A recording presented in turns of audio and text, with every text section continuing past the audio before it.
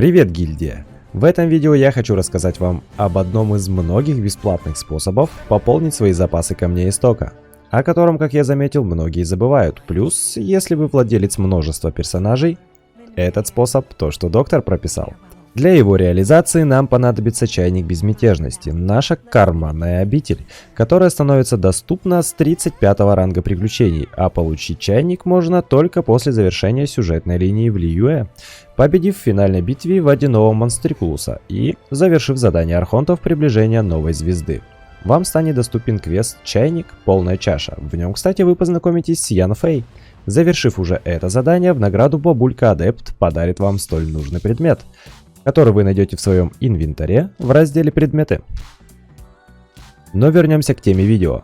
Камни истока и ваши персонажи.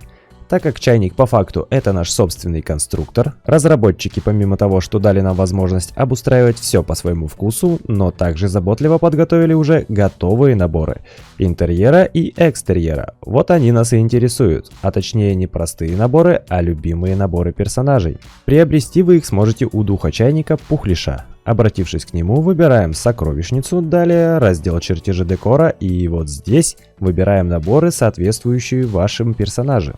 Чтобы узнать, какой набор вам нужен или какой более выгоден, так как за один набор можно получить камни истока от нескольких персонажей, пролистываем описание набора, и в самом низу будут имена персонажей, которые порадуют вас камешками. Каждый персонаж из этого списка подарит вам по 20 камней. Как вы видите, зелеными галочками отмечены персонажи, которых я уже приглашал и, соответственно, забирал награду.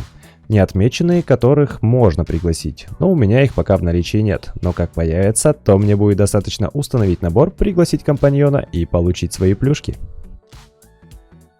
Как это выглядит? Купив нужный нам набор, заходим в конструктор, выбираем наборы экстерьера или интерьера. Зависит от того, находитесь ли вы на улице или в здании. Поэтому обращайте на это внимание, а то получится, что купив набор и зайдя в конструктор, вы его там не найдете, так как он устанавливается в другом месте.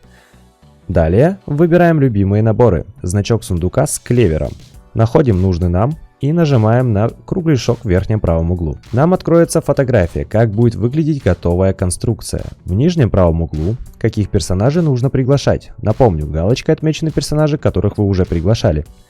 Ну а ниже необходимые предметы для установки всего набора, который вы также создаете у Пухлиша, но там не сложно, уверен, вы разберетесь. После того, как все необходимое у нас есть в наличии, я поступаю следующим образом. Первое. Меняю форму обители на пустую. Это позволяет мне получить все доступные предметы, даже те, которые уже были установлены в другой обители. Также, что очень важно, это позволяет, вернувшись в предыдущую обитель, сохранить все так, как это и было у вас установлено, чтобы не перестраивать все каждый раз и не обращать внимания на ограничения по силе адептов. Второе. В пустой обители выбираю нужный мне набор, устанавливаю его, затем приглашаю нужного компаньона. В моем случае это Беннет. И нажимаю «Сохранить».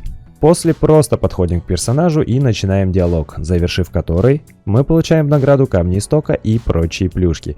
И не забываем, что один и тот же персонаж может быть в наборах как и уличных, так и в наборах интерьера. Поэтому, когда я говорил, что каждый персонаж даст вам по 20 камней, я имел в виду за один набор. Это видео было подготовлено благодаря вашим просьбам, поэтому не стесняйтесь задавать вопросы на интересующие вас темы. На самые частые я обязательно запишу развернутый гайд. Благодарю за внимание, всех обнял и увидимся в следующих видео. Пока-пока.